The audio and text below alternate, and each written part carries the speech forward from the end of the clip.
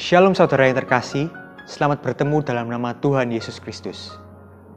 Diumumkan kepada anggota jemaat GT Bukit Zaitun Surabaya yang merasa sakit, memiliki problem, menghadapi kesukaran, dan mungkin terkena COVID-19, dapat memberitahu pimpinan PS, seksi, kaum muda, sekolah minggu, atau ke kantor gereja untuk dapat didoakan serta mendapatkan penghiburan dari firman Tuhan. Kepada seluruh pimpinan PS, seksi, kaum muda, dan sekolah minggu dapat meneruskan laporan tersebut ke kantor gereja dan akan ada hamba Tuhan yang siap melayani. Marilah seluruh jemaat Tuhan, kita berdoa bersama bagi jemaat yang lain, bagi Surabaya, bagi Jawa Timur, dan bagi seluruh Indonesia meminta pertolongan daripada Tuhan. Bapak Ibu Saudara, saat ini ibadah kita telah dilakukan secara onsite dan online melalui streaming. Adapun jadwal ibadah yang dapat diikuti adalah sebagai berikut.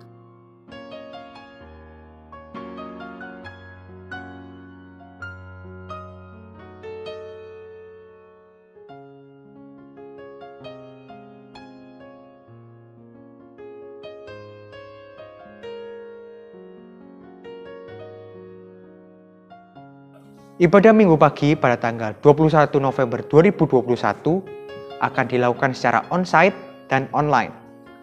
Ibadah juga akan disertai dengan perjamuan suci yang dipandu oleh Bapak Gembala Sidang. Bagi saudara yang mengikuti ibadah secara onsite, bisa langsung datang tanpa mendaftar dengan syarat pertama, usia 12 tahun ke atas, kedua, mematuhi prokes sesuai anjuran pemerintah, dan ketiga, dalam kondisi sehat atau tidak sakit. Kelompok kecil atau PS dan doa pagi tetap dilaksanakan secara online melalui Zoom, Google Meet, atau aplikasi lainnya.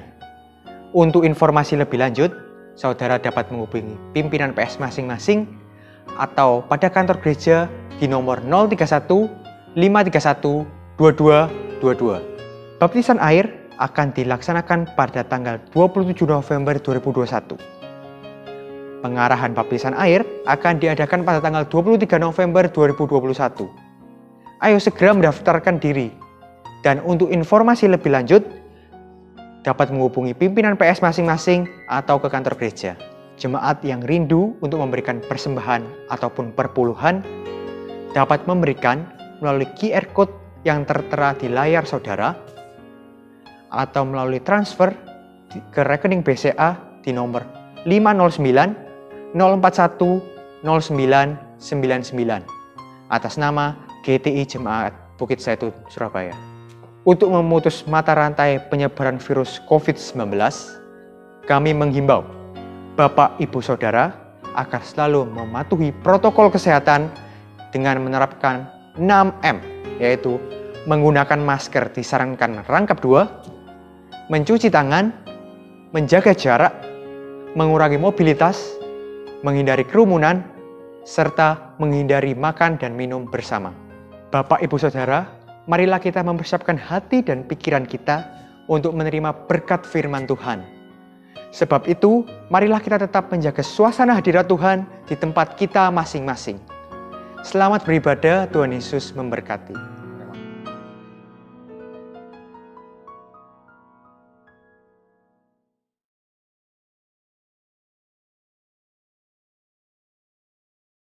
Shalom Bapak Ibu Saudara sekalian, puji Tuhan, senang sekali pada hari ini saya boleh menyampaikan firman Tuhan. Saya percaya biarpun ibadah kita secara online, tapi kuasa Tuhan tidak bisa dibatasi oleh apapun juga. Yang percaya katakan amin. Judul firman Tuhan pada kali ini adalah He Makes a Way. Saudara bisa membaca kisah ini yang ada di dalam Keluaran pasal 13 sampai 15, yaitu kisah Musa membelah laut Tebrau. Untuk lengkapnya saya ceritakan. Setelah tulah ke-10, Firaun dan bangsa Mesir dengan terpaksa membiarkan bangsa Israel untuk pergi. Hari itu bangsa Israel keluar dari tanah Mesir. Bayangkan saudara, mereka sudah tinggal di tanah Mesir 430 tahun. bangsa Israel keluar dari tanah Mesir, rumah perbudakan. Jumlah mereka kurang lebih 2 juta orang. Satu rombongan yang begitu panjang. Mereka bisa keluar karena tangan Tuhan yang begitu kuat membawa orang Israel keluar dari Mesir. Mereka juga membawa barang-barang yang begitu banyak. Ada emas, ada perak, ada kain-kain yang mahal, banyak sekali. Dari mana mereka dapat barang-barang itu? Bukankah mereka adalah bangsa budak? Tuhan membuat orang Mesir bermurah hati terhadap bangsa itu. Sehingga orang Mesir memberikan semua barang-barang yang diminta oleh bangsa Israel. Tuhan berjalan di depan mereka. Kalau siang hari ada tiang awan. Dan tiang awan itu membuat cuaca menjadi teduh, tidak terlalu panas. Sedangkan pada malam hari, tiang awan itu berubah menjadi tiang api. Sehingga suhu tidak terlalu dingin. Dan tiang api itu menerangi mereka di malam yang gelap. Allah menuntun bangsa Israel berjalan di padang gurun. Akhirnya mereka sampai di tepi Laut Teberau. Setelah 3 hari, rupanya Firaun dan pegawai-pegawainya tidak rela, saudara, kalau bangsa Israel keluar begitu aja. Karena apa? Ladang-ladang mereka tidak ada yang mengerjakan. Bangunan-bangunan mereka semuanya mangkrak, tidak ada yang melanjutkan. Akhirnya dengan marah, Firaun memasang keretanya dan ia membawa 600 kereta pilihan dan perwira-perwiranya untuk mengejar orang Israel. Ketika Firaun telah dekat, orang Israel melihat menoleh ke belakang. Maka tampaklah dari kejauhan orang Mesir bergerak menyusul mereka. Lalu mereka sangat ketakutan. Mereka berseru-seru kepada Tuhan. Mereka juga berteriak-teriak kepada Musa. Mereka berkata, apakah di Mesir tidak ada kuburan? Mereka marah kepada Musa. Lalu Musa menenangkan mereka. Janganlah takut. Berdirilah tetap dan lihatlah keselamatan dari Tuhan yang akan diberikannya hari ini kepadamu. Sebab orang Mesir yang kamu lihat hari ini tidak akan kamu lihat lagi untuk selama-lamanya. Tuhan akan berperang untuk kamu dan kamu akan diam saja. Lalu Allah berfirman kepada Musa, katakanlah kepada orang Israel supaya mereka berangkat dan engkau angkatlah tongkatmu dan ulurkanlah tanganmu ke atas laut dan belalah airnya. Sehingga orang Israel akan berjalan di tengah-tengah laut di tempat kering. Aku akan menyatakan kemuliaanku. Maka orang Mesir akan mengetahui bahwa akulah Tuhan. Kemudian malaikat Tuhan bergerak yang tadinya ada di depan orang Israel lalu berjalan ke belakang mereka. Jadi tiang itu sekarang ada di antara tentara Mesir dan orang Israel. Di sisi tentara Mesir, awan itu menimbulkan kegelapan yang begitu pekat. Dan tentara Mesir tidak bisa mendekati orang Israel. Lalu Musa mengulurkan tangannya dan tongkatnya ke atas laut. Semalam-malaman Tuhan menguakkan air laut itu. Berhembuslah angin timur yang begitu keras, membuat laut itu menjadi tanah kering. Maka terbelahlah air laut itu.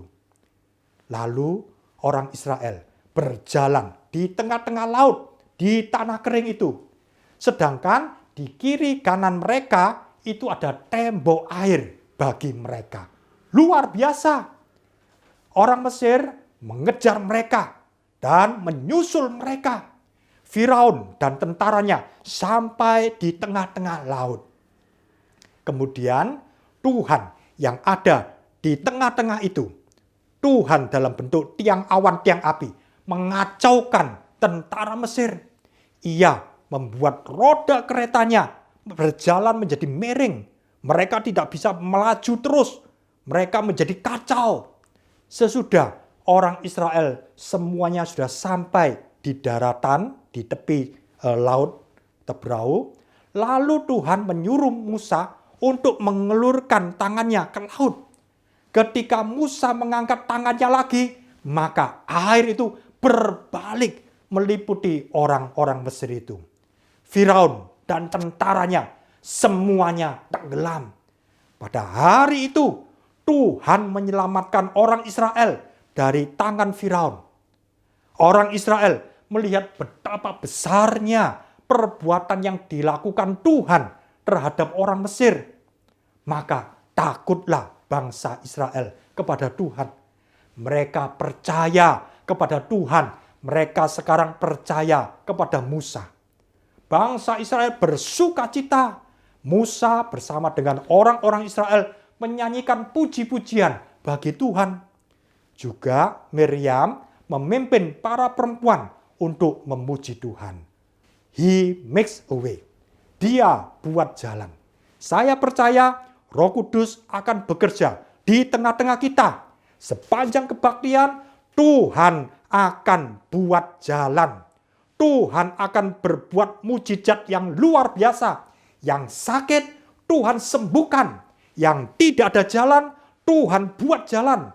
Yang jalan buntu, Tuhan akan buka jalan. Luar biasa. Lewat kebaktian ini, Roh Kudus akan bekerja di tengah-tengah kita. Dengan dahsyat. Tanda-tanda heran, mujizat-mujizat akan dinyatakan. Cerita yang kita dengar itu bukan hanya sekedar cerita, tapi ini adalah firman Tuhan dan akan kita alami. Yang percaya katakan amin.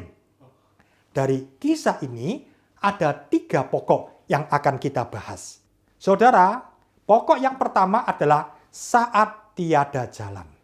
Iblis punya siasat. Seperti Firaun mengerahkan kekuatannya, tentaranya untuk mengejar orang Israel.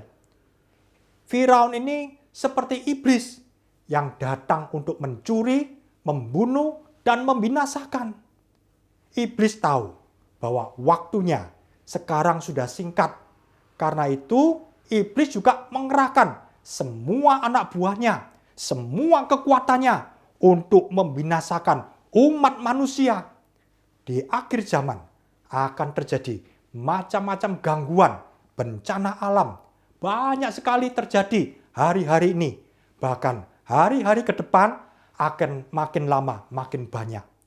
Seperti hari-hari ini, di seluruh dunia terjadi pandemi COVID-19. Sehingga banyak yang mati, banyak yang tertular. Dan karena pandemi ini, maka pekerjaan pun juga menjadi terhalang. Dan karena pekerjaan ini terhalang, maka keuangan, baik keuangan negara dan juga keuangan rumah tangga, itu pun menjadi kacau. Demikian juga dengan adanya ini. Keluarga-keluarga pun juga ada yang berkelahi, ada yang pecah, ada yang bercerai. Mengerikan. Dan juga ini berimbas kepada pendidikan. Anak-anak juga tidak bisa sekolah. Mereka sekolah di rumah. Tentunya ini juga menimbulkan satu kesukaran. Demikian juga dengan adanya pandemi ini. Maka ibadah kita juga hanya secara online. Kita tidak bisa datang bertatap muka. Kita berdoa biar pandemi ini boleh cepat selesai. Kita percaya pandemi ini merupakan satu ujian bagi umat Tuhan. Apakah kita mau tetap sungguh-sungguh kepada Tuhan? Biarpun kita hanya ada di rumah, tapi kita bisa membina keluarga kita, antara suami dan istri, demikian juga dengan anak-anak, sehingga terjalin hubungan yang indah. Kalau toh pun mungkin ada kesukaran di dalam keuangan, kita bisa sama-sama untuk berdoa. Mungkin juga ada yang sakit di antara keluarga, kita bisa berdoa, Tuhan, tolong Tuhan. Di antara jemaat juga bisa saling mendoakan satu dengan yang lain. Biarpun kita tidak bisa bertatap muka, tapi kita bisa saling mendoakan lewat telepon, mungkin video call, macam-macam. Kita percaya bahwa kuasa Tuhan tidak bisa dibatasi oleh apapun juga.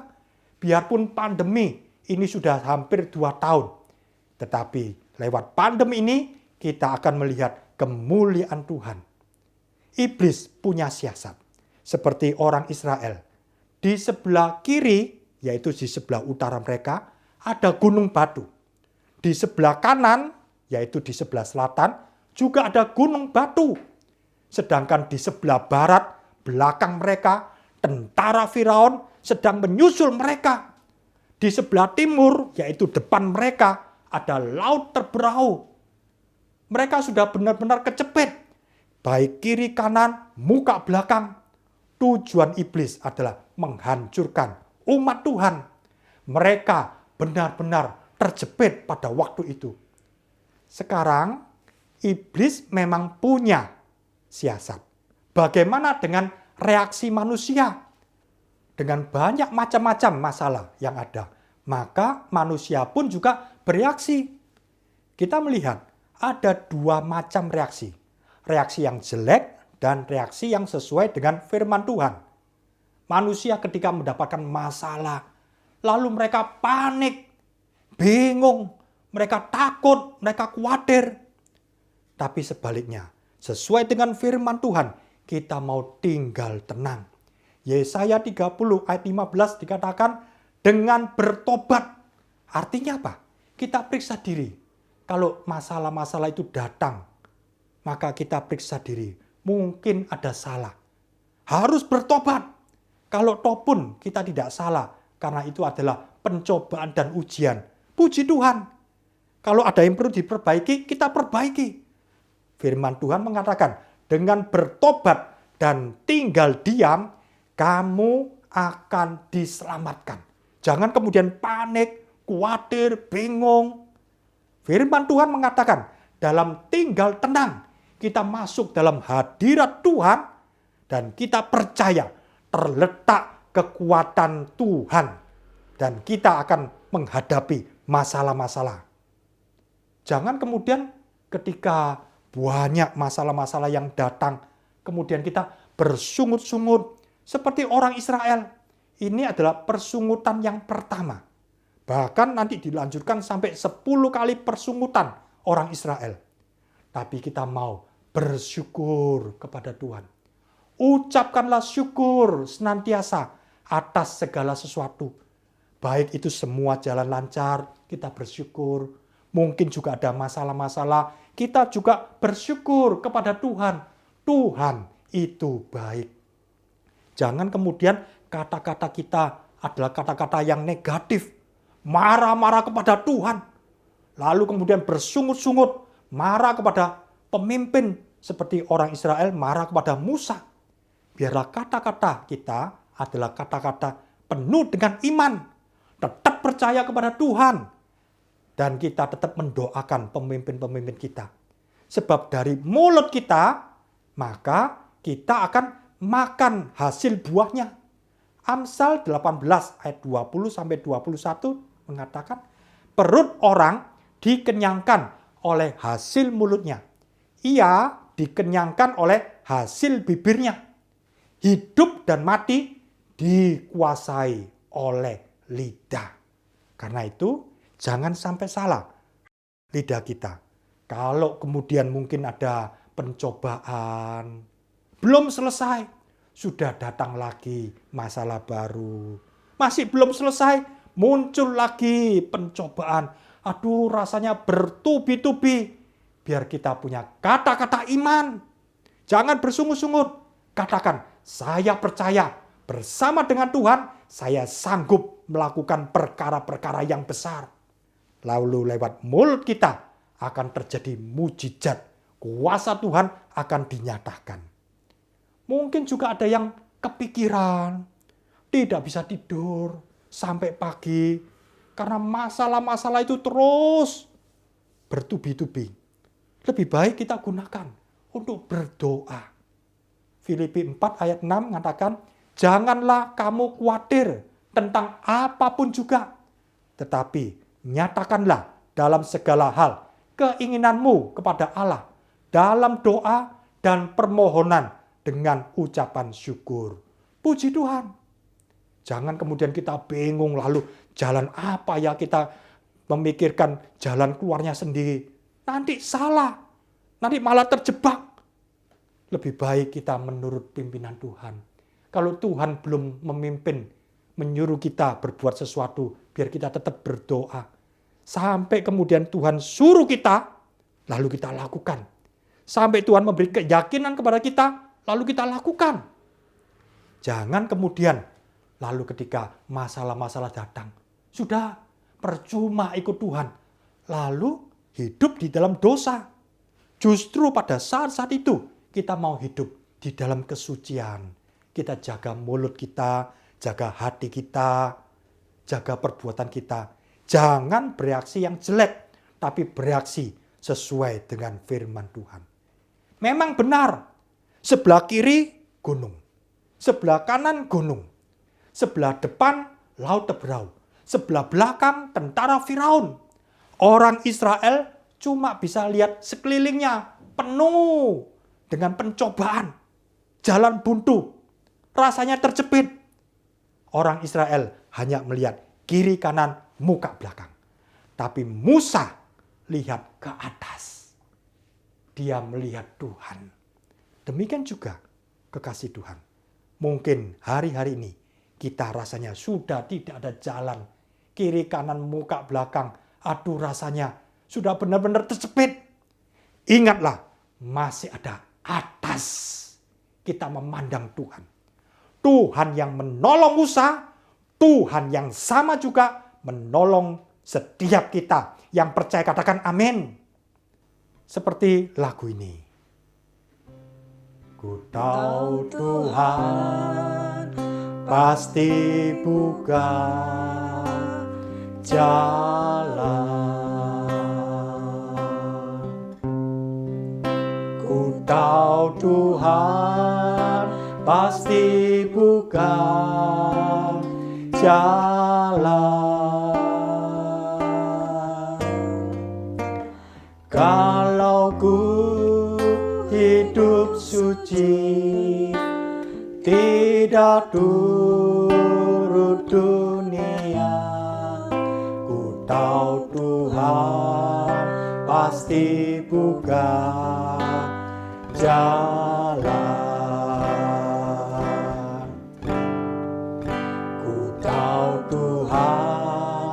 Pasti buka jalan. Ku tahu Tuhan pasti buka jalan. Kalau ku hidup suci, tidak turut dunia, ku tahu Tuhan pasti buka jalan. Mungkin ada kekasih Tuhan yang hari-hari ini rasanya sudah buntu, sudah tidak ada jalan. Kiri, kanan, muka, belakang. Rasanya sudah terjepit. Pandang ke atas. Tuhan pasti buka jalan. Saya akan berikan satu kesaksian. Ketika itu dalam pekerjaan saya, begitu banyak masalah. Aduh, rasanya saya sampai stres. Saya rasanya sampai bingung. Saya rasanya kepingin untuk keluar saja dari pekerjaan itu. Saya pusing, ada kerjaan, saya tidak tahu jalan keluarnya apa. Banyak sekali. Lalu Tuhan memberikan hikmat untuk menulis semua persoalan. Saya tulis nomor 1 masalah ini, nomor 2 masalah ini, nomor 3, nomor 10, nomor 15, nomor 20, nomor 25, nomor 30, nomor 31. Begitu banyak. saya tidak tahu harus berbuat apa. Secara manusia, saya ingin lari saja. Saya ingin keluar dari pekerjaan. Tapi ketika Tuhan menyuruh untuk menulis semua persoalan, saya tulis. Dan ketika itu ada doa puasa untuk guru-guru sekolah minggu. Saya berdoa, saya berpuasa, saya doakan masalah-masalah saya. Puji Tuhan. Satu persatu Tuhan buka jalan. Satu persatu mulai beres. Satu persatu ada jalan keluarnya. Lama-lama tinggal sedikit. Tuhan buka jalan. Tuhan buat jalan. Sehingga itu semua bisa selesai. Tuhan, terima kasih. Siapakah saya? Saya bukan apa-apa. Siapakah saya? Saya bukan siapa-siapa. Tapi saya punya Tuhan yang luar biasa. Kiri kanan, muka belakang, rasanya sudah terjepit. Tapi kita punya Tuhan yang di atas. Tuhan menolong saya, Tuhan yang sama juga menolong setiap kita yang percaya, katakan amin. Jangan putus asa. Justru ketika saat tiada jalan, iblis punya siasat, manusia punya reaksi, tapi Allah juga punya rencana. Dalam Roma 8 ayat 28, bahkan segala sesuatu, segala sesuatu menjadi kebajikan buat orang-orang yang mengasihi Tuhan. Kejadian 50 ayat 20, Allah itu sanggup untuk merubah, bahkan membalikan rekayasa manusia, rekayasa keadaan, rekayasa iblis dibalikan oleh Tuhan. Kita punya Tuhan yang luar biasa. Nehemia 13 ayat 2 mengatakan bahwa kutuk Tuhan bisa balik menjadi berkat. Tuhan punya rencana.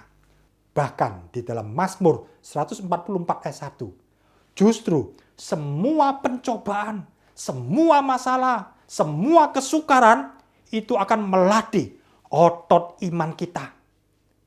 Kalau semua jalan lancar, semua enak, tidak ada masalah, lalu otot iman kita menjadi loyo. Justru ketika ada masalah, kita berdoa sungguh-sungguh. Ketika ada pencobaan, kita baca firman Tuhan. Ketika ada kesukaran-kesukaran, kita bergantung kepada pimpinan Roh Kudus. Maka otot rohani kita bisa dilatih menjadi kuat. Satu kali baru-baru ini saya cek kesehatan. Dan ketika sudah dicek darah semuanya, kita konsultasi ke dokternya. Lalu dokternya komen apa? Wah, ini imunnya, antibodinya ini tinggi sekali. Wah, saya senang ya.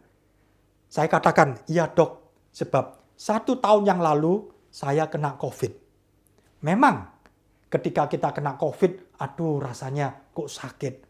Tapi sesudah kita kena COVID, lalu timbul imun kita, timbul antibodi kita, bahkan begitu tinggi. Kelihatannya ketika kena COVID, itu merugikan. Tapi justru ketika sesudah itu, kita punya antibodi yang kuat. Demikian juga ketika kita mendapat pencobaan, rasanya susah, aduh rasanya sedih. Tapi ketika kita melatih otot iman kita, rohani kita menjadi kuat. Yeremia 29 ayat 11. Tuhan tidak punya rencana yang jelek buat saudara. Tuhan juga tidak punya rencana, sekedar rencana baik. Tapi Tuhan punya rencana yang terbaik. Yang percaya katakan amin. Haleluya. Saudara, pokok yang kedua adalah Dia buat jalan. Pimpinan Tuhan begitu jelas. Di dalam Keluaran 13 ayat 21 dan 22 dikatakan, Tuhan berjalan di depan mereka pada siang hari dalam tiang awan untuk menuntun mereka di jalan, dan pada waktu malam dalam tiang api untuk menerangi mereka, sehingga mereka dapat berjalan siang dan malam. Ayat 22, dengan tidak beralih, tiang awan itu tetap pada siang hari dan tiang api pada waktu malam di depan bangsa itu. Tiang awan, tiang api itu menuntun mereka kemana tiang awan, tiang api itu bergerak, bangsa Israel juga bergerak di situ. Kalau kita melihat peta seperti ini, seharusnya dari tanah Mesir, yaitu tanah Goshen, tempat mereka ada, mereka keluar, itu seharusnya bisa langsung ke arah timur, lalu kemudian ke tanah Kanaan. Itu lebih cepat. Tapi ternyata tiang awan, tiang api membawa mereka itu berputar ke selatan. Nah, mereka berputar ke tenggara atau selatan, mereka menyusuri, ikuti saja pimpinan Tuhan. Biarpun kadang-kadang kita tidak mengerti. Dan kemudian sampailah mereka di Laut Tebrau. Demikian juga dalam kehidupan kita. Kadang-kadang kita tidak mengerti Tuhan memimpin kemana, apa yang harus kita lakukan. Tapi kita ikuti pimpinan Tuhan. Sebab di dalam Yesaya 55 ayat 8-9 dikatakan, sebab rancanganku bukanlah rancanganmu, dan jalanmu bukanlah jalanku. Ayat 9 mengatakan, seperti tingginya langit dari bumi, demikianlah tingginya jalanku dari jalanmu, dan rancanganku dari rancanganmu. Kadang-kadang kita kurang mengerti, tapi kalau kita jalan sesuai dengan firman Tuhan, pimpinan Roh Kudus, kita ikuti, itu yang terbaik. Puji Tuhan. Pimpinan Tuhan itu jelas. Kadang-kadang hati manusia bingung. Dalam Amsal 16 ayat 9 dikatakan, hati manusia memikir-mikirkan jalannya, tapi Tuhanlah yang menentukan arah langkahnya. Kadang-kadang kita bingung menyekolahkan anak kita. Mau sekolah di mana? Atau juga perguruan tinggi yang mana? Jurusan apa? Saya pun demikian juga pada waktu saya sekolah, saya mau masuk universitas, saya bingung jurusan apa. Tapi kita bawa dalam doa. Dikatakan hati manusia memikir-mikirkan jalannya. Tapi Tuhan akan menentukan arahnya. Kalau kita serahkan hidup ini dalam tangan Tuhan, Tuhan akan pimpin. Sehingga tidak sampai salah jalan. Demikian juga di dalam Amsal 19 ayat 1 dikatakan, banyaklah rancangan di hati manusia, tetapi keputusan Tuhanlah yang terlaksana.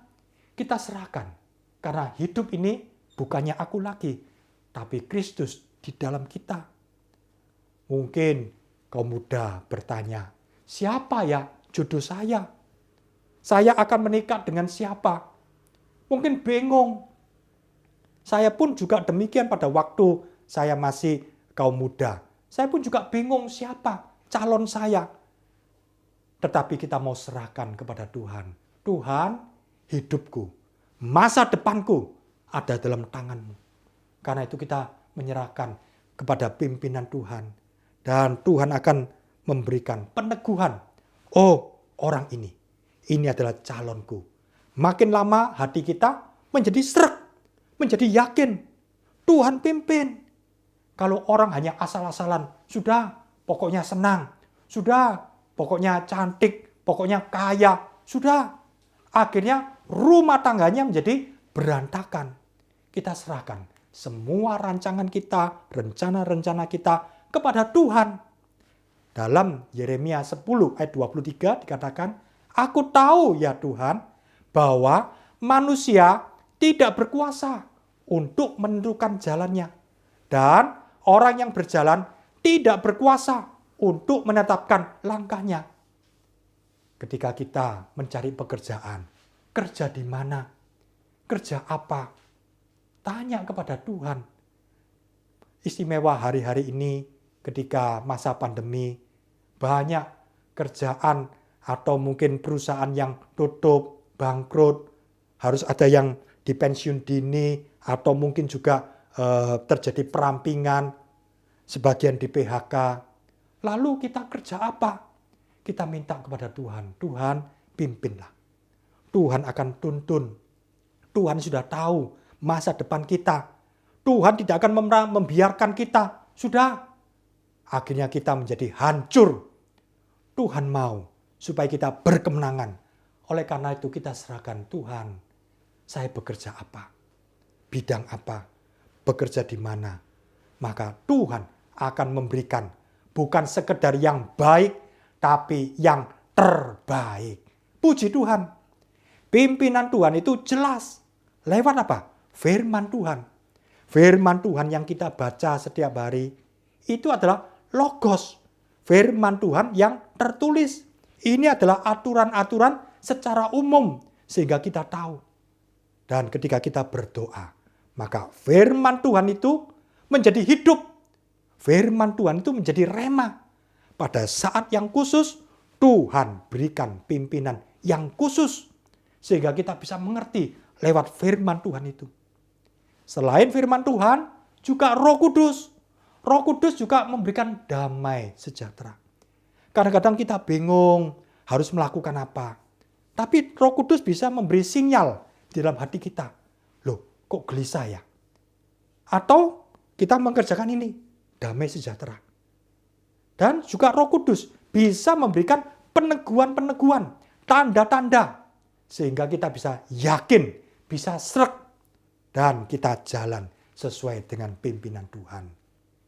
Sebagai kesaksian, dulu calon istri saya, waktu itu dia masih mahasiswa. Pada waktu dia datang ke kampus untuk ujian, lalu teman-temannya bertanya, loh kemarin itu kamu kok tidak ikut ujian praktikum kimia? Istri saya bilang, loh kan ujiannya minggu depan, bukan kemarin. Tapi kemudian ketika dicek, ternyata benar ujiannya itu kemarin. Istri saya salah melihat jadwal. Aduh, bagaimana ini? Tentu pasti tidak lulus karena tidak ikut ujian. Lalu teman-temannya mengatakan, sudah gampang, kamu pergi ke dokter saja. Ngatakan minta surat izin bahwa kamu sakit. Dengan surat dokter itu, kamu pergi ke kampus, minta ujian susulan. Tapi istri saya ingat firman Tuhan. Mazmur 1 ayat 1. Berbahagialah orang yang tidak berjalan menurut nasihat orang fasik. Teman-temannya menganjurkan, sudahlah enggak apa-apa. Pakai surat dokter, alasan sakit. Pasti nanti dapat ujian susulan. Tapi firman Tuhan itu terus bertengung. Berbahagialah orang yang tidak berjalan menurut nasihat orang fasik. Memang secara daging, iya ya, emang sayang kalau tahun ini tidak bisa lulus, tahun depan harus mengulang lagi. Apalagi praktikum itu waktunya itu panjang. Memang secara daging enak ya kalau bilang sakit lalu membuat surat dokter palsu sakit. Tetapi firman Tuhan, Mazmur 1 ayat 1, terus berdengung. Berbahagialah orang yang tidak berjalan menurut nasihat orang fasik. Akhirnya istri saya terus terang kepada kepala jurusan. Mengatakan bahwa salah melihat jadwal. Ya memang tetap tidak lulus. Tetapi kepala jurusan memberi kemudahan. Untuk semester depan tidak perlu mengulangi praktikum. Sebab praktikum ini waktu yang dibutuhkan memang banyak sekali. Tapi boleh langsung untuk ikut ujian. Jadi semester depannya istri saya boleh langsung ikut ujiannya. Tidak perlu ikut praktikumnya. Demikian kekasih Tuhan. Kalau kita mau hidup suci, Tuhan pasti buka jalan. Kalau ku hidup suci, tidak turut dunia, ku tahu Tuhan pasti buka jalan. Kalau ku hidup suci, tidak turut dunia,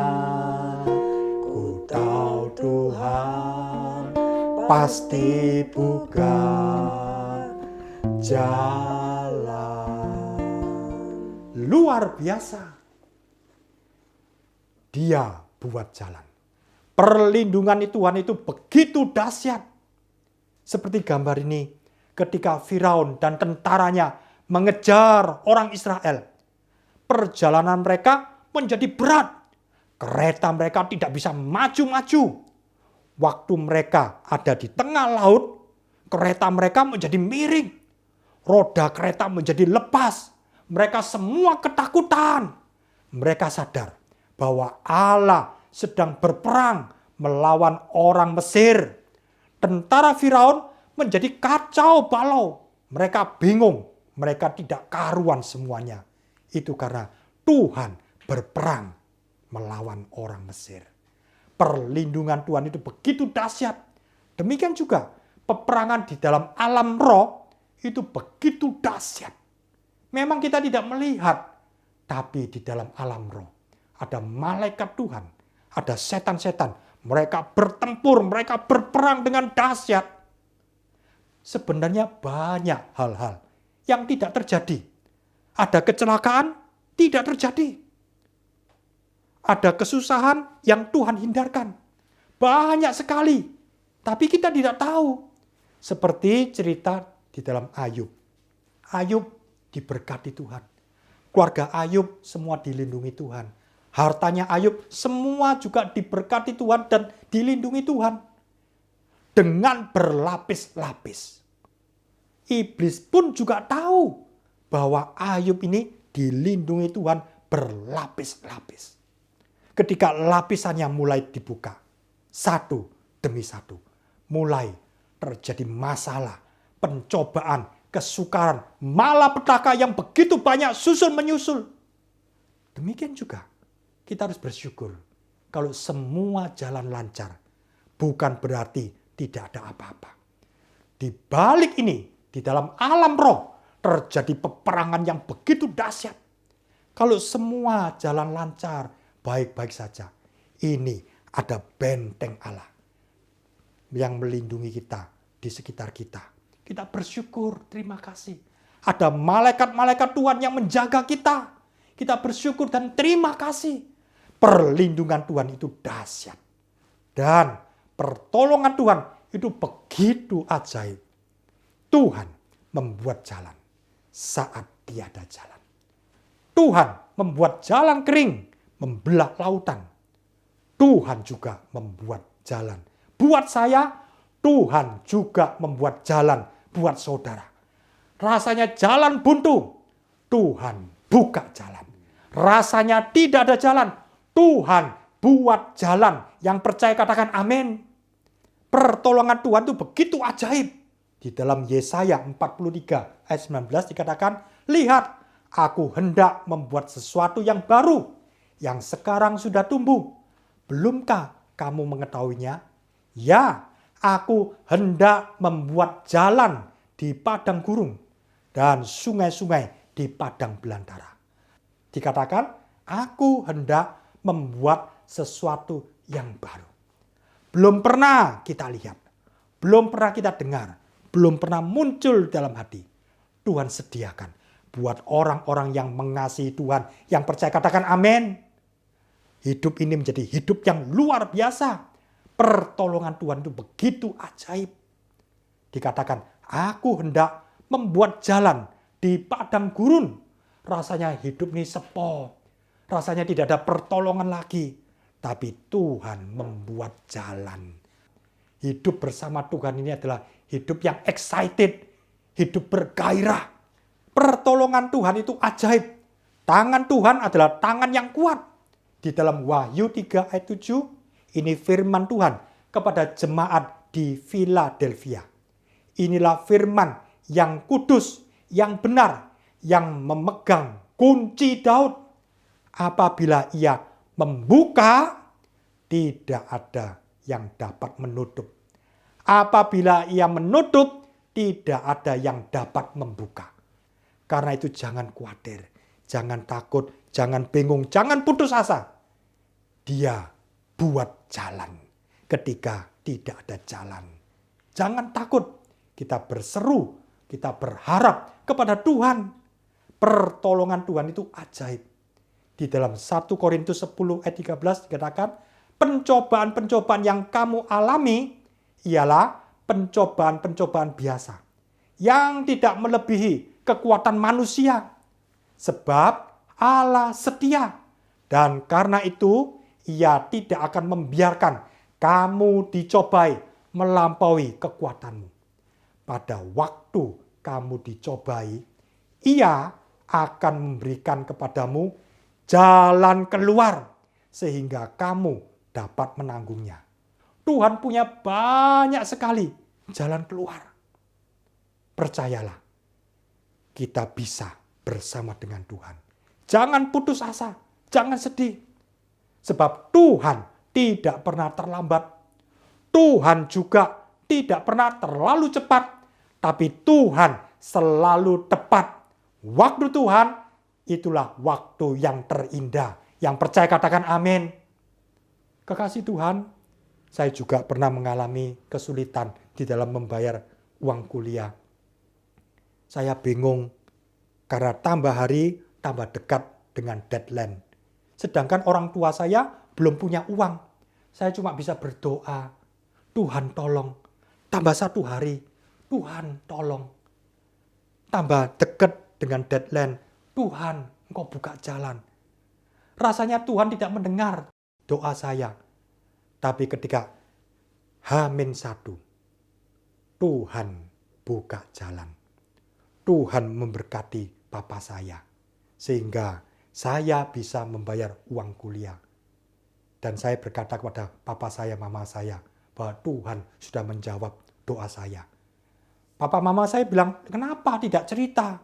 Ya, saya takut karena saya tidak mau orang tua saya sedih. Saya berdoa kepada Tuhan. Dan Tuhan jawab tepat pada waktunya.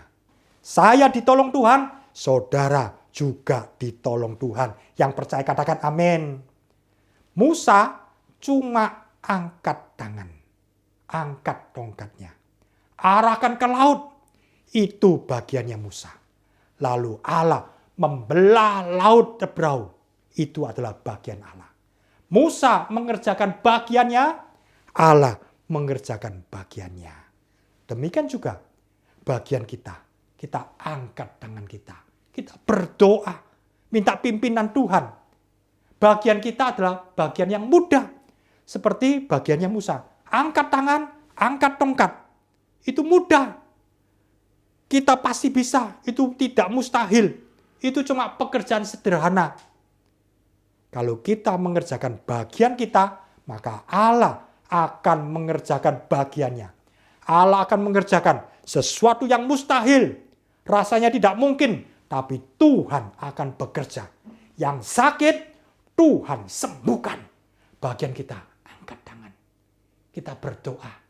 Kita berharap kepada Tuhan. Kita bersyukur. Kita berterima kasih. Itu bagian kita. Bagian Tuhan, Tuhan memberkati saudara. Tuhan memberikan jalan keluar.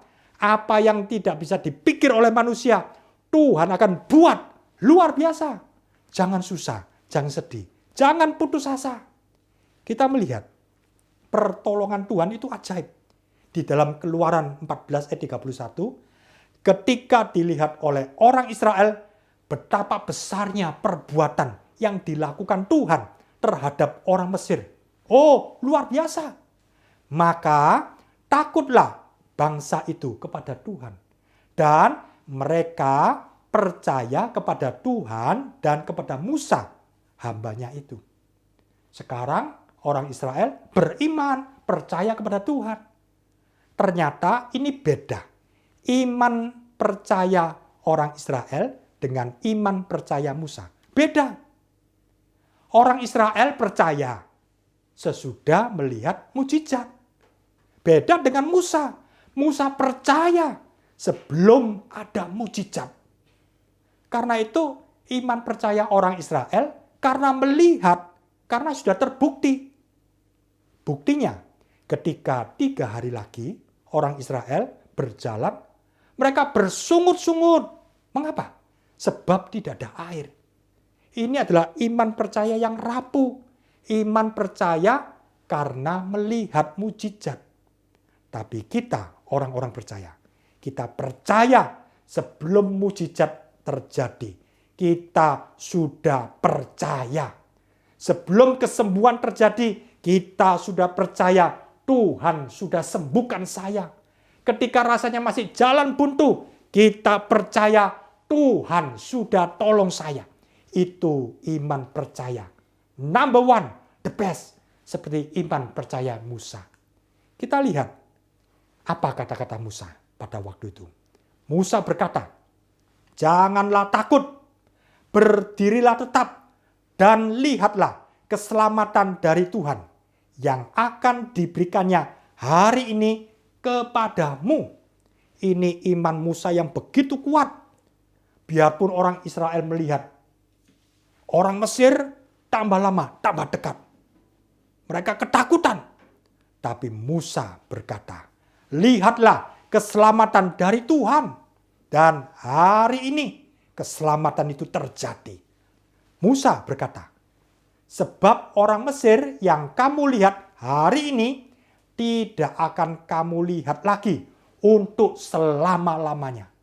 Artinya apa? Artinya bahwa Tuhan akan melakukan kemenangan yang luar biasa.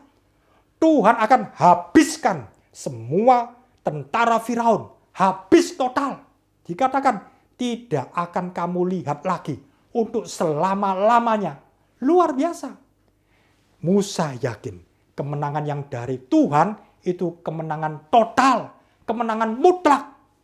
Karena itu kita mau punya iman seperti iman Musa. Dan Musa berkata, Tuhan akan berperang untuk kamu. Dan kamu akan diam saja. Haleluya. Biar kita bisa masuk dalam hadirat Tuhan. Tuhan yang berperang. Tuhan yang bekerja.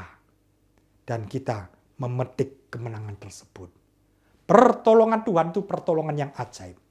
Di dalam Mika 2 ayat 13 dikatakan, penerobos akan maju di depan mereka. Mereka akan menerobos dan berjalan melewati pintu gerbang dan akan keluar dari situ. Raja mereka akan berjalan terus di depan mereka. Tuhan sendiri di kepala barisan mereka. Siapakah penerobos?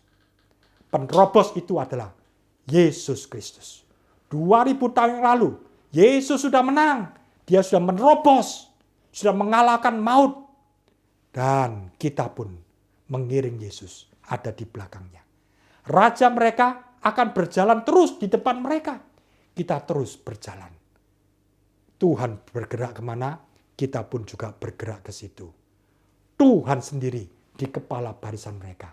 Kalau Raja kita, Yesus Kristus, mengalami kemenangan demi kemenangan, kita pun juga mengalami kemenangan demi kemenangan. Yang percaya katakan amin. Kekasih Tuhan, dalam pokok yang kedua, Dia buat jalan. Dalam pokok yang ketiga, sebenarnya Dia adalah jalan. Yesus menyelamatkan jiwa kita. Yesus berkata, akulah jalan dan kebenaran dan hidup. Kalau kita mengundang Yesus masuk dalam hati kita, dalam hidup kita sebagai Tuhan dan Juru Selamat, maka kita memiliki jaminan hidup kekal bersama dengan Tuhan selama-lamanya di sorga yang mulia. Kalau Tuhan sudah menjamin secara rohani, demikian juga secara jasmani. Dalam Roma 8 ayat 32 dikatakan, ia yang tidak menyayangkan anaknya sendiri, tetapi yang menyerahkannya bagi kita semua, bagaimanakah mungkin ia tidak mengaruniakan segala sesuatu kepada kita bersama-sama dengan Dia? Kalau Tuhan sudah memberikan rohani, Tuhan juga memberikan hal-hal jasmani kehidupan kita. Dulu saya ketika belum mengenal Kristus, saya memikirkan masa depan saya. Masa depan yang gelap, masa depan yang suram. Tapi ketika saya percaya kepada Tuhan Yesus, saya punya pengharapan. Ketika saya menerima Yesus sebagai Tuhan dan Juru Selamat, Yesus adalah jalan. Maka saya pun percaya masa depan saya adalah masa depan yang cemerlang. Oleh karena itu, kekasih Tuhan, mungkin ada yang mendengarkan kesaksian ini, belum menerima Yesus sebagai Tuhan dan Juru Selamat. Buka hatimu. Terima Yesus sebagai Tuhan. Dia adalah jalan. Kalau Tuhan memberikan hal-hal rohani, keselamatan jiwa ini, Tuhan juga memberkati hal-hal jasmani. Jangan takut. Yesus memberikan kemenangan. Dalam Roma 8 ayat 31 dikatakan, kalau Allah di pihak kita, siapakah yang melawan kita? Tidak ada. Kita adalah orang yang menang. Bahkan kita lebih dari seorang pemenang. Dalam 2 Korintus 2 ayat 14, kita ikut dalam pawai kemenangan. Karena itu jangan ragu-ragu. Dia buat jalan. Bahkan Yesus itu sendiri adalah jalan. Dia memberikan kemenangan. Sebab 2000 tahun yang lalu, Yesus sudah mati di atas kayu salib. Yesus sudah menang mutlak atas iblis, atas setan, atas kuasa kegelapan. Yesus menang mutlak. Yesus mengalahkan musuh terbesar. Musuh terbesar, maut. Yesus berteriak, "Hei maut, di mana kemenanganmu? Hei maut, di mana sengatmu?" Yesus sudah menang. Dan kemenangan itu diberikan kepada kita. Kemenangan Yesus bukan kemenangan kecil-kecilan. Kemenangan Yesus bukan kemenangan yang besar. Tapi kemenangan Yesus, kemenangan mutlak. Karena itu, dalam kehidupan sehari-hari, kita bisa berkata, segala perkara dapat kutanggung di dalam Dia. Kalau dulu dalam wasiat lama, Allah membelah laut. Demikian juga dalam wasiat baru, Allah akan melakukan hal-hal yang lebih dahsyat, yang lebih indah dalam hidup kita. Istimewa di akhir zaman ini. Kalau dulu dalam wasiat lama, Allah menuntun dengan tiang awan, tiang api. Di mana tiang awan, tiang api, ada jarak antara tiang awan, tiang api dengan orang Israel. 2000 hasta. Kita, orang-orang perjanjian baru. Orang-orang wasiat baru. Allah akan membawa kita semua masuk dalam kesempurnaan. Kalau orang Israel dan tabut berjarak 2000 hasta. Demikian juga Kristus 2000 tahun yang lalu sudah mati. Dia sudah menang. Dia membawa umatnya, jemaatnya untuk masuk di dalam kesempurnaan. Hari-hari ini akan ada kebangunan rohani yang terbesar sepanjang sejarah kekristenan. Karena itu, ikuti tiang awan, tiang api. Umat Tuhan akan melakukan perkara-perkara yang luar biasa. Jangan kemudian kekristenan kita sudah gini-gini saja, tidak bergairah. Biar kita semua bergairah. Kita ikuti pimpinan tiang awan, tiang api. Pimpinan firman Tuhan, pimpinan Roh Kudus. Sebab Tuhan akan bawa umatnya dalam satu kegerakan rohani yang terbesar dan yang terakhir di sepanjang kehidupan umat manusia. Pastikan kita semua masuk dalam kegerakan rohani yang terbesar dan yang terakhir. Allah akan bekerja dengan dahsyat lewat kehidupan saya, lewat kehidupan saudara. Setiap kita yang mau sungguh-sungguh. Ketika kita tumpang tangan, orang sakit menjadi sembuh. Ketika kita berbicara, ada otoritas kuasa Tuhan yang luar biasa. Tanda-tanda heran, mujizat-mujizat. Dan Tuhan akan menarik jiwa-jiwa. Akan terjadi banyak sekali pertobatan. Dan kemudian umat Tuhan boleh bertumbuh terus sempurna. Akhirnya masuk di dalam pengangkatan. Pastikan saya, pastikan saudara ikut masuk dalam kegerakan rohani yang terbesar dan yang terakhir di akhir zaman ini.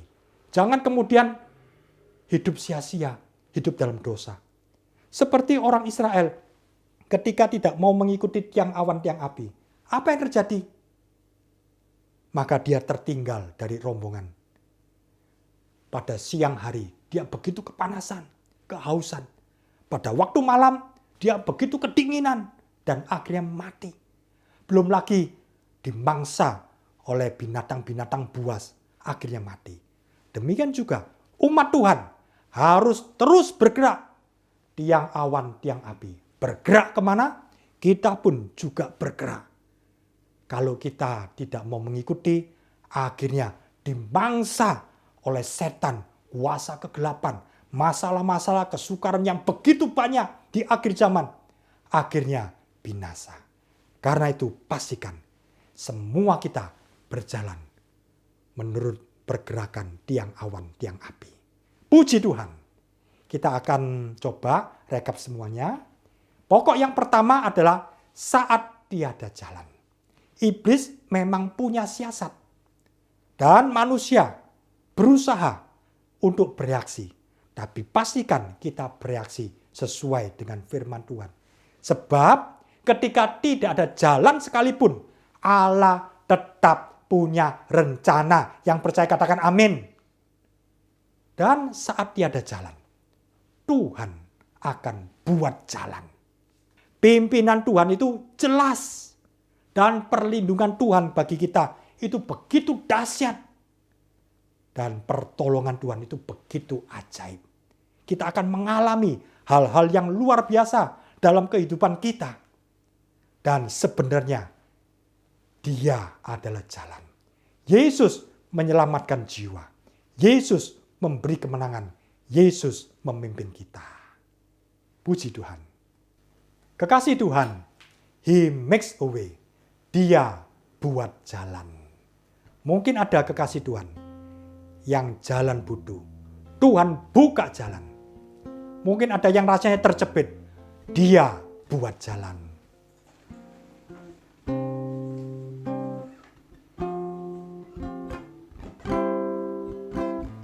Dia buat jalan saat tiada jalan.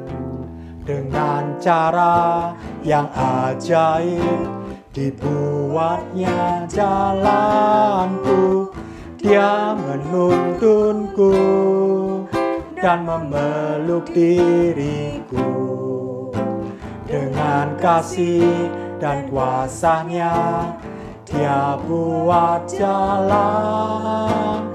Dia buat jalan. Sekali lagi kita nyanyikan. Dia buat jalan saat tiada jalan. Dengan cara yang ajaib dibuatnya jalanku. Dia menuntunku dan memeluk diriku. Dengan kasih dan kuasa-Nya Dia buat jalan. Dia buat. Sama-sama kita nyanyikan. Dia buat jalan saat tiada jalan. Dengan cara yang ajaib dibuatnya jalanku. Dia menuntunku dan memeluk diriku.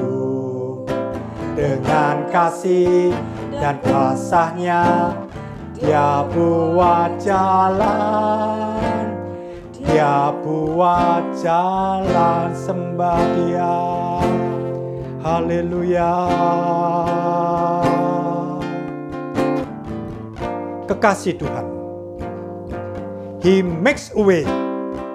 Dia buat jalan. Dia buka jalan. Mungkin ada kesukaran, masalah, pencobaan yang bertubi-tubi. Rasanya sudah tidak kuat lagi. Dari muka, dari belakang, dari kiri, dari kanan. Rasanya sudah terkepung, sudah terjepit. Tapi percayalah, kita punya Tuhan yang di atas. Angkat tanganmu. Tuhan akan tolong. Jangan putus asa. kalau Tuhan membelah laut Tebrau untuk bangsa Israel. Tuhan sudah buat jalan. Tuhan juga buat jalan buat saya. Tuhan juga buat jalan buat setiap kekasih Tuhan. Jangan takut, jangan khawatir, jangan panik. Percayalah. Kalau kita hidup dalam kesucian, Tuhan akan buka jalan. Sebenarnya Dia adalah jalan itu sendiri. Oleh karena itu, mungkin ada yang di dalam kesulitan ekonomi, pekerjaan. Taruh tangan saudara di dada. Saya akan berdoa. Tuhan, kami berdoa untuk umat-Mu yang di dalam kesulitan ekonomi pekerjaan. Bahkan mungkin ada yang ditagih hutang. Akan disita rumahnya. Macam-macam. Hamba-Mu berdoa. Di dalam nama Tuhan Yesus. Tuhan buat jalan. Di dalam nama Tuhan Yesus. Engkaulah Jehovah Jireh. Allah yang mencukupi. Tuhan tolong umat-Mu yang sedang berseru. Tuhan jamah. Tuhan berkati. Bereskan kalau ada dosa, kesalahan. Minta ampun. Dia buka jalan. Dia buat jalan. Turunkan tangan. Mungkin ada yang di dalam sakit penyakit. Taruh tangan saudara di dada. Rasanya sudah putus asa. Ini penyakit berat. Tidak ada obatnya. Sudah divonis oleh dokter. Tapi kita punya Tuhan. Dia Yehovah Rafa. Allah yang menyembuhkan. Dia bisa buat jalan. Taruh tanganmu di dada. Saya akan berdoa. Tuhan jamah. Tuhan sembuhkan. Hamba-Mu percaya. Oleh bilur-bilur Tuhan Yesus. Sakit penyakit disembuhkan. Dalam nama Tuhan Yesus. Sakit penyakit dihancurkan. Hamba-Mu percaya. Seberapa banyak anak-anak-Mu yang menaruh tangannya di dada. Tuhan buat mujizat. 2000 tahun yang lalu, Yesus sudah mati di atas kayu salib. Untuk satu paket keselamatan dan kesembuhan. Yesus mati di atas kayu salib. Darahnya mengampuni dosa-dosamu. Bilur-bilurnya menyembuhkan sakit penyakitmu. Yesus sudah memberikan satu paket keselamatan, kesembuhan. Terima itu, terima itu. Dalam nama Tuhan Yesus, saya percaya mujizat Tuhan terjadi. Dalam nama Tuhan Yesus, tanda-tanda heran, kesembuhan. Turunkan tangan. Mungkin ada yang merasa masa depan rasanya sudah putus asa. Angkat tanganmu. Angkat tanganmu. Dia akan buka jalan. Dia akan buat jalan. Tuhan tidak pernah merencanakan masa depan yang jelek. Tuhan tidak pernah merancangkan sekedar masa depan yang baik. Tapi Tuhan merencanakan masa depan yang terbaik. Oleh karena itu, terima. Terima. Terima. Buka tanganmu. Terima masa depan itu dalam genggaman kita. Haleluya. Puji Tuhan. Kita angkat tangan kita. Tuhan memberkati umat-Mu Tuhan. Yang sudah mendengarkan firman Tuhan. Berkati Tuhan. Tuhan, biar firman Tuhan ini boleh berbuah-buah 30, 60, bahkan 100 kali ganda. Kami percaya Tuhan sudah buka jalan. Kami percaya Tuhan sudah buat jalan. Terimalah, terimalah. Terima kasih Tuhan. Sebentar kami akan mengakhiri kebaktian ini. Tapi kami percaya kuasa Tuhan, Roh Kudus-Mu tetap bekerja selama-lamanya. Kita angkat tangan kita. biarlah berkat dari Allah Bapa, anugerah di dalam Tuhan Yesus Kristus, persekutuan dalam Roh Kudus, limpah dalam kehidupan kami semua, mulai dari saat ini sampai Maranatha, Tuhan datang kembali. Yang percaya katakan, amin. Bapa, terima kasih. Bapa, terima kasih. Bapa di dalam surga, ku beri terima kasih. Amin. Puji Tuhan, Tuhan memberkati.